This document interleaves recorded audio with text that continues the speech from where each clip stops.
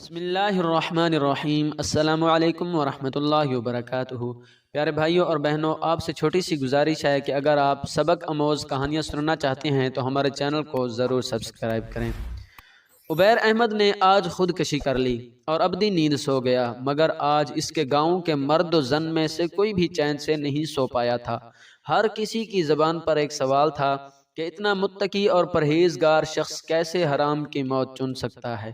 اس کی کینسر کی مریض بیٹی نے اس کے سوئم یعنی کلخانی والے دن خواتین کی محفل میں اس سوال کا جواب دیا تھا۔ اس کی بیٹی کا نام عطیہ عبیر تھا۔ وہ کینسر کی مریضہ تھی۔ کینسر چوتھی سٹیج پر تھا۔ ڈاکٹرز نے لا علاج قرار دے کر ہسپتال میں رکھنے سے منع کر دیا تھا اور گھر میں وہ موت کی منتظر تھی، مگر اس سے پہلے اسرائیل اس کے والد صاحب کی روح قبض کر کے لے گیا تھا۔ عطیہ عبیر نے والد صاحب کی خودکشی کے متعلق بات کرتے ہوئے بتایا کہ وہ اپنے بہن بھائیوں میں سب سے بڑے تھے۔ ان سے چھوٹا ایک بھائی اور دو بہنیں تھیں۔ ان کے والد صاحب یعنی میرے دادا بیمار ہو کر بستر سے جا لگے اور پھر کبھی نہ اٹھ سکے، تو میری دادی نے بچوں کی پرورش کے لیے کام کاج کرنا شروع کر دیا، مگر میرے والد صاحب کی غیرت نے گوارا نہ کیا کہ ان کی ماں کما کر لائے اور وہ کھائیں، لہٰذا انہوں نے تعلیم کو خیر آباد کہا اور محنت مزدوری شروع کر دی۔ مجھے یاد ہے میرے والد صاحب نے 16 گھنٹے کام کیا ہے۔ وہ دن کو اپنا زمیندارہ کرتے، شام کو قریبی مل میں چلے جاتے اور 8 گھنٹے وہاں مزدوری کرتے۔ یوں ان کی ڈبل آمدنی سے گھر میں اخراجات اور بہن بھائیوں کی تعلیم کے بعد بھی بچت ہو جاتی تھی۔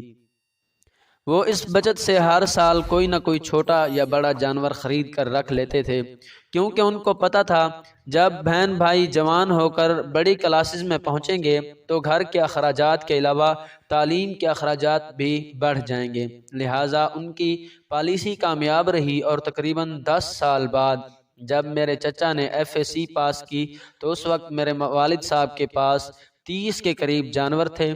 جانوروں کے دودھ کی آمدن، والد صاحب کی مل کی آمدنی، زمینداری کی طرف سے آنے والی آمدن کی وجہ سے میرے چچا نے مکینیکل انجینئرنگ کے لیے پرائیویٹ طور پر UET لاہور میں داخلہ لیا۔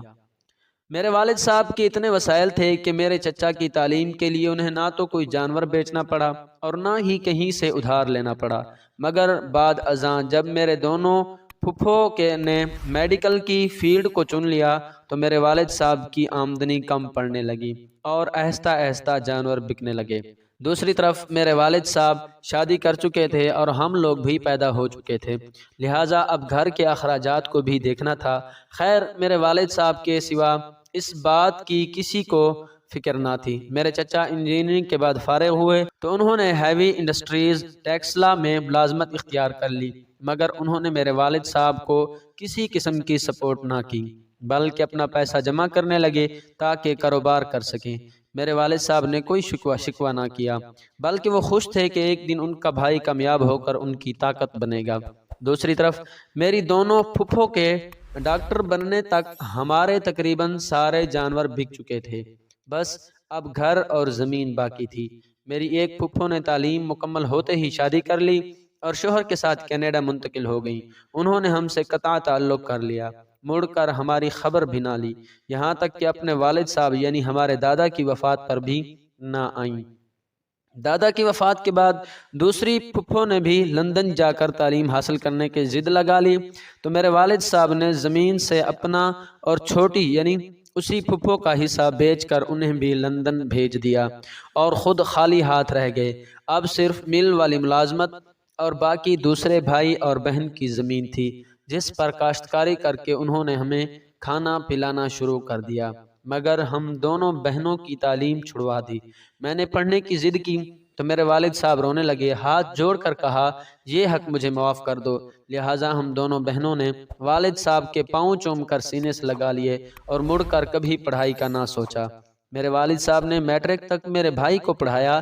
جب میرا بھائی میٹرک میں تھا تو باقی تینوں بہن بھائیوں نے زمین اور گھر سے حصہ مانگ لیا۔ میرے والد صاحب کے پاس اتنے پیسے تو نہیں تھے کہ پیسے دے کر گھر رکھ لیتے۔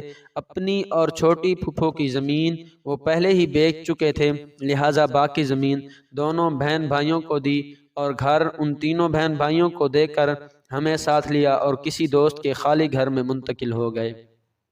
मेरे चचा ने अपनी दोनों बहनों के साथ मिलकर एक टेक्सटाइल मिल लगा ली और अपना कारोबार शुरू कर दिया। आज वो शहर की जानी मानी शख्सियत हैं। खैर, वक्त गुजरता है और मैं दिमाग के कैंसर की मरीज़ा बन जाती हूँ। दूसरी तरफ एक हादसे की वजह से मेरे वालिद साहब का हाथ कट जाता है और मिल वाले उन्हें फारिग कर देते हैं।